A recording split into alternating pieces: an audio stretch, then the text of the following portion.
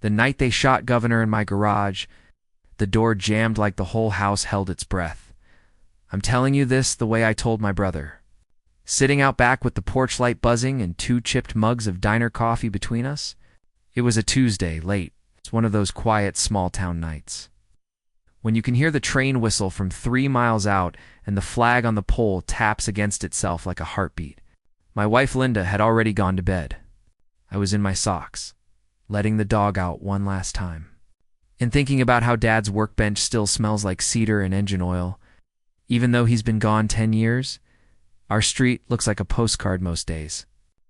Ranch houses, boxwoods trimmed into little footballs, a line of mailboxes with hand-painted numbers. We've got a neighborhood Facebook page that turns into a courtroom whenever someone parks the wrong way. And at the center of it all is our HOA president, Karen Pettigrew. The kind of woman who walks around with a clipboard like it's a badge. She'll once fine the Brunners for hanging a wreath before the approved winter season. She told me my porch flag was too large for aesthetic cohesion. I told her my father earned that flag in Vietnam, and cohesion could make room. That Tuesday, the garage door stuck halfway down. Halfway up like the house couldn't decide. I'd hit the wall button, and it would crawl an inch, then freeze with a little shudder. The opener light flickered. I muttered words I wouldn't use in church, grabbed a ladder, and decided to pull the manual release. That's when the sirens turned in. No. Run drive. Not at 10:42 p.m., the blue and red lights washed the garage in carnival colors. Tires crunched gravel. Door slammed. A voice hit me like a shot. Sheriff's office. Step away from the door. Hands where we can see them? I froze, really froze, standing on that ladder, one hand on the emergency cord. Governor, our old hound with a gray muzzle and a heart like a Boy Scout, started barking from the mudroom. Governor. That's what we named him after. I found him in a storm drain during a governor's race 10 years back. He ran the neighborhood like he owned it. Everyone knew the dog. Everyone liked him. Everyone except Karen, who wrote a letter to the board about excessive baying. Sir. The deputy yelled again. Do you live here? My mouth was cotton. Yes, I do. This is my house. More commands. More glare. I could see shapes in the driveway, 2, maybe 3 deputies, hands tight on their holsters. My heart kicked hard enough to rattle the ladder. The garage door hung like a guillotine, just waiting to fall, and then a voice I recognized, nasal and certain, cut through the night from the sidewalk. That's him. That's the man prying the door. He threatened me last week over a violation. Karen, I turned too fast, foot slipping on the ladder rung. The opener light went dark, then bright again, stuttering. Governor nudged the mudroom door open with his head-smart old thing and padded into the garage, cocking his head at the strangers. Don't shoot, I blurted. It's just my dog. His name is Governor. Chaos has a sound. Boots on concrete, metal scraping holster leather, my own blood in my ears. Someone yelled, "Dog!" The crack that followed wasn't from our sleepy little world. It split the night and bounced off the rafters. Governor yelped, spun in a confused little circle, then sank down beside Dad's toolbox. Eyes full of questions he never got to ask. Everything stopped. I swear even the humming fridge in the corner held back its noise. I was still on the ladder, knuckles white, watching a deputy lower his gun with trembling hands. You shot my dog, I heard myself say. The words came out small, like they belonged to a child. You shot Governor, another deputy, older, stepped forward. Sir, are you hurt? We got a call of a break-in. Man forcing entry into a residence. This is my residence, I said, and it felt like I had to drag the words uphill. My name is Daniel Cole. The deed's in the house. My wife's asleep. That is my dog. He looked past me toward the sidewalk. Karen hovered there like a moth around a hot bulb, arms crossed, lips pressed thin. He's always up to something, she told the air, as if it were a judge taking notes. Last week, he refused to remove a non-compliant flag bracket. Tonight, I saw him trying to break the garage. I did my duty, climbed down, legs shaking, and knelt beside Governor. "I won't paint it for you." He was breathing, shallow and scared. I put my hand on his warm neck and whispered, "Easy, boy, easy." The bullet had ricocheted through the opener housing first it, was smoking and part of the chain lay slack, like a snapped necklace. That's why the door froze. That's what their fear and her phone call did. Linda came running in her robe, hair loose, eyes wide. "What's happening?" "Danielo, God, Governor!" She went to the dog, then looked at the deputy. "What did you do?" The older deputy swallowed. "Ma'am, we're calling animal control and a vet. There's an emergency clinic." "I am so sorry." "You had a report from her," Linda said, pointing toward the sidewalk. "From Karen, the queen of notices." I stood up slowly, my knees popping, and faced the deputies. "Body cams?" I asked. "You got M on?" The older one nodded. "Yes, sir." "Good," I said, voice steadier than my hands. "Because tomorrow morning, you're going to watch exactly what she did to us." Karen sniffed like a storm cloud. "You can't talk to me that way, Daniel." "The board will be hearing about this." "Let them," I said. "Let everyone hear." The paramedics for pets came quick, and they lifted Governor gently, telling him he was a good boy the whole time. When they left, taking my heart with them, the garage felt like a stage, after the actors have gone props everywhere. The opener hanging ruined, the door stuck halfway. The deputies took our statements by the porch light. Linda wrapped a blanket around my shoulders even though the July air was sticky, and when they finally pulled away, there was one last cruiser idling at the curb. The deputy who fired sat inside, hands clenched on the wheel, staring at nothing. He wouldn't meet my eyes when I stepped close. "I know you were scared," I said quietly. "But you shot a family. Because someone wanted to win a clipboard war." He nodded once, eyes wet, and drove off. Inside, Linda and I stood in the kitchen, not touching the coffee we poured. The refrigerator hummed again. The house exhaled.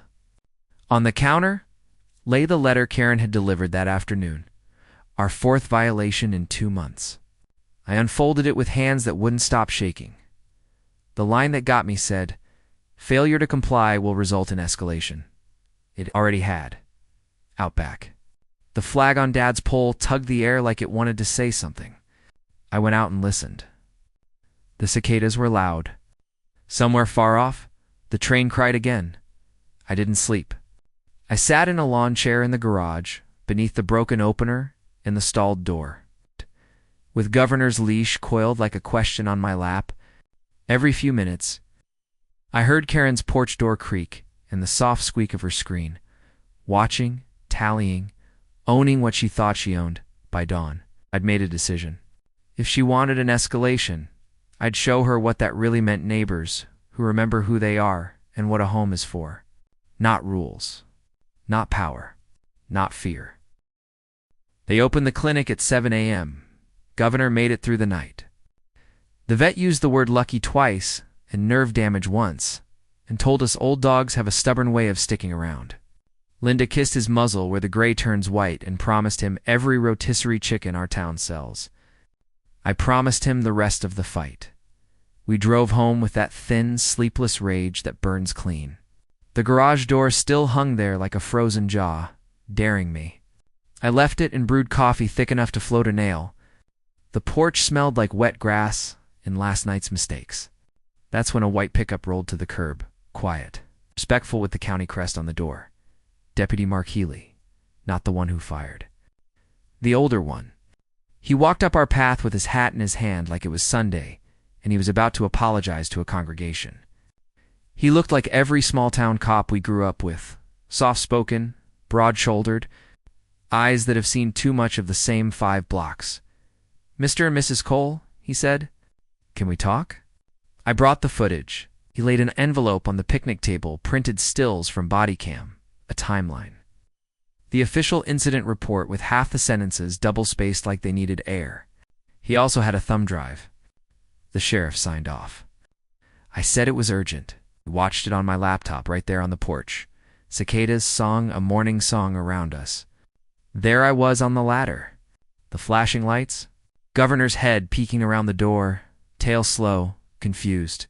Karen's voice on the 911 call, clear as a bell. He threatened me. He's breaking in. I heard him shout, and it sounded like a weapon. He's dangerous. Her tone had this clipped excitement, the kind of electricity you hear in people when they finally get to push the red button. They've imagined their whole life. Mark paused the video. "Mr. Cole," he said, "I know you didn't do what she said. I was there. I saw the dog. We messed up bad. But there's more." He pressed play. After the shot, the footage wobbled as the younger deputy's hands shook. There was a flash of Karen's face through the moving camera, focused, righteous, as if she'd just confirmed a theory. Then the angle caught her stepping backward onto our lawn. Her heel hit the little garden sign Linda keeps by the stoop. Cole's faith, family, blah. Karen looked down at it and curled her lip. We watched longer than we needed to. Linda laid a palm on my forearm the way you touch a hot pan to be sure. When the clip ended, Mark said, "We're opening an internal review, as you'd expect. The sheriff asked me to express it's not enough, but our apology." He took a breath. "And Daniel, I heard about the letters. We've had more calls than usual from your HOA this year. Way more. Because she's running it like a fiefdom," Linda said. Mark nodded. "I can't touch HOA bylaws. But I can tell you something else." He slid a second paper across the table. "There's a state statute about false reporting of emergencies. And about harassment." I didn't know if I wanted to hug him or make another pot of coffee. "What are you saying, Mark?" "I'm saying last night wasn't just a mistake with bad aim." He tapped the report with a blunt finger. "It looks like a setup. And setups have consequences." That's when my phone buzzed. Our neighborhood Facebook page had turned into a hornet's nest. Someone, God bless whoever had posted the video stills. Not the shot, not the wound. Just me on a ladder and Governor with his curious old face. And 2 lawmen with guns drawn in the garage where I built my daughter's bookcase. Comments poured in. "This isn't who we are. Why bring guns to a garage? Karen's been out of control for years." And, heartbreakingly, "Is Governor okay? My kids love him." A few defender types said we should have just followed the rules. He got buried in replies like a pickup in a snoo. By noon, our porch looked like the set of a small-town trial. Neighbors drifted over with Tupperware casseroles like it was a funeral. The Brunners from the end lot. Mr. Albright, the veteran with the limp, wearing his cap that says Korea in gold thread. Even shy little Mrs. Molina, who never complains about anything. Not even the fireworks on the 4th when her cats hide under the bed. They didn't come for food. They came for truth. They came, I think, 'cause something in them broke when they saw those lights gleam against a family's workbench. Karen did not come, but she watched from her porch, that clipboard hugged close like a shield. Every so often, she took a picture with her phone, documenting escalation, town meeting, Mr. Albright said, settling heavy into our lawn chair. "Right here. Right now." We played the body cam for anyone who wanted to see. We let the silence do the work. There are moments when a community decides it's a community again. And you can feel the crack of it like ice breaking in a spring river. One by one, people told stories worth fines. Mailbox measurements, fines for a grandkid's lemonade sign, violating commercial activity rules. Petty little cuts that scar. About 2 hours into it, a pickup I didn't recognize rolled up. Out stepped a woman with a canvas briefcase and a smile that said she'd been in living rooms like this before. "Name's Trish," she said, shaking my hand. "I run a nonprofit that helps neighborhoods audit HOAs. Saw your video. I was in town for a seminar. Thought you might want some tools?" "Tools?" Linda asked. "Bylaws?" "Sunshine rules. Open meetings. Recall procedures." Trish tapped her bag. "Sometimes folks forget HOAs are supposed to serve homeowners, not the other way around." We made room at the picnic table. Trish pulled out a binder thicker than our church directory. She showed us the bylaws line that Karen never quotes, the one about records being available to members. She pointed to the rule requiring votes for escalations. She circled the recall provision with a bright pen. "You can do this," she said, "but you have to do it together. And you have to do it loud and clean." I looked out at my neighbor's casseroles, and Alan felt something I hadn't felt since. Oh. Dad and I hung that first shelf in the garage. Purpose with a pulse. We scheduled a special meeting for Thursday evening. The community center on Maple. We drafted a petition on our kitchen island and passed it around with the good pen. People signed with their Sunday signatures. Some cried. Mr. Albright patted my shoulder with his old soldier's hand and said, "You're not standing alone, son." At sunset. As the sky turned the color of old peaches, I walked the petition to the edge of Karen's yard. She stood stiff as a yardstick on her porch. "Special meeting," I said, holding the paper where she could see the signers. "Thursday at 7. We expect transparency. We expect the board minutes. We expect your body cam apology to Governor. And we expect your resignation." Her eyes flashed something I'd never seen in them: fear, or maybe recognition. "You people have no idea what it takes to keep order," she said. "Order isn't the same as control," I answered. "You used fear. Last night, it hit home." She looked at the petition, at the names Brunner, Albright, Molina. Coloned, then at the flag on our pole, moving slow in the evening air. "You won't win," she said, softer. "We already did," I said. We found each other.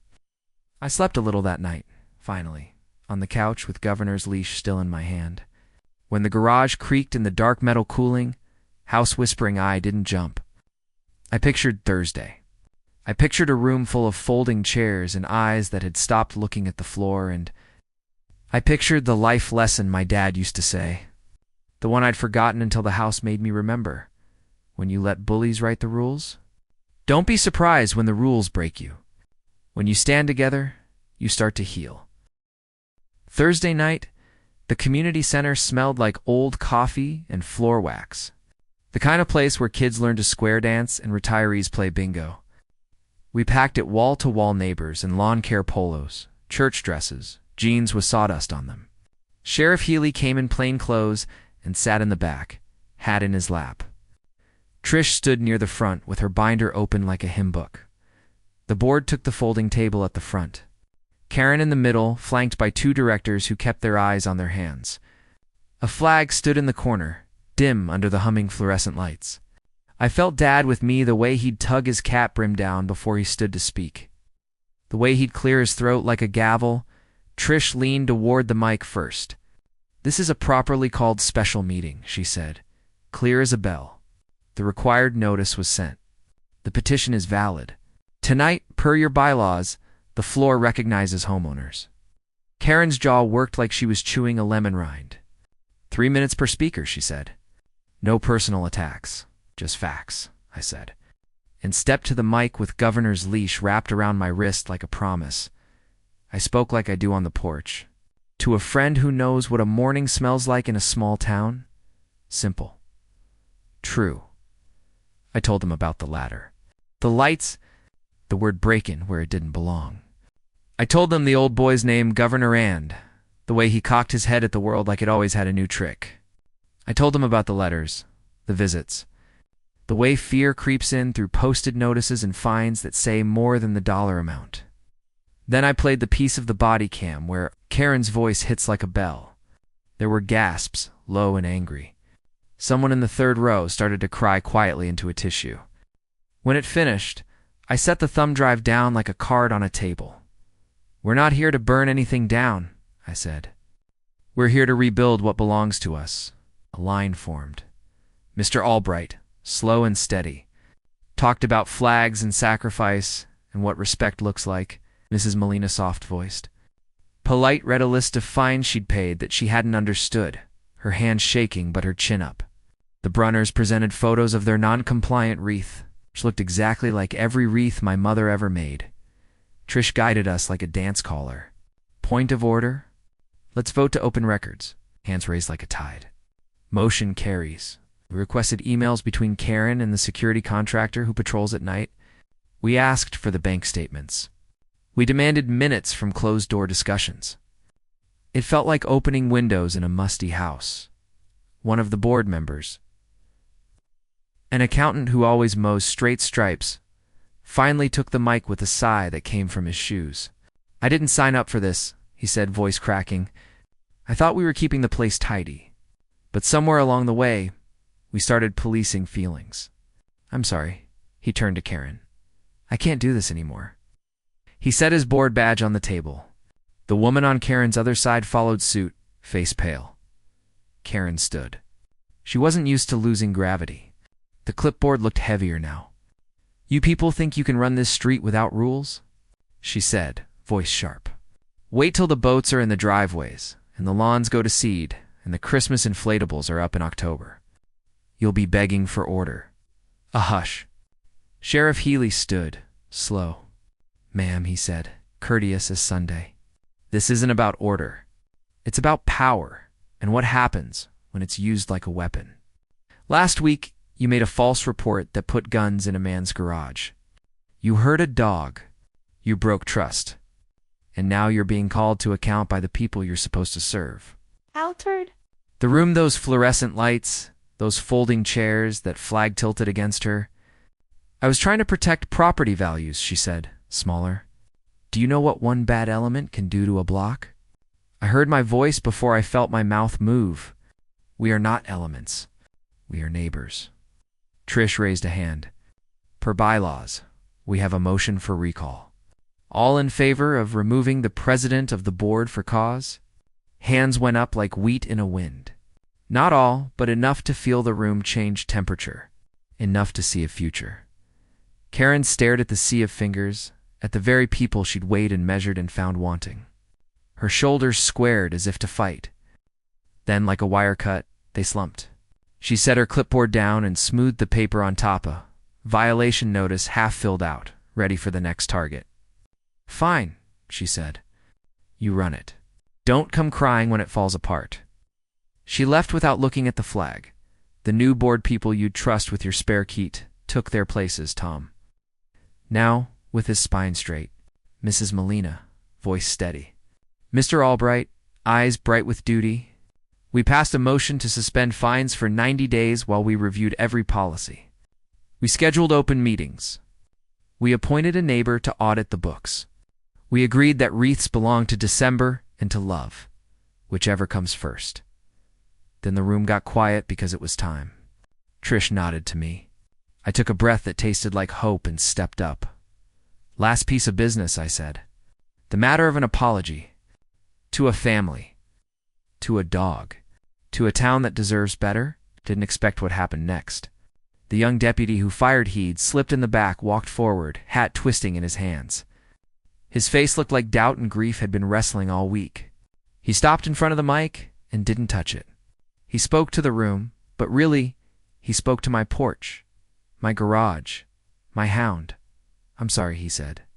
"I was scared, and I made the wrong call. I can't take it back. But I can tell the truth. I can do better." He looked at me and Linda. "If you'll let me, I'd like to help rebuild your opener. I grew up fixing things with my dad. I can't fix everything, but I can fix a door." I felt something loosen inside me, the knot I'd slept on since Tuesday. "We'll take the help," I said. "Bring a ladder." It was late when we went home under the flutter of 1,000 porch flags. Neighbors walked with us, talking softly the way you do after a service where the hymn hit just right. We stood in the garage, the three of us, me, Linda.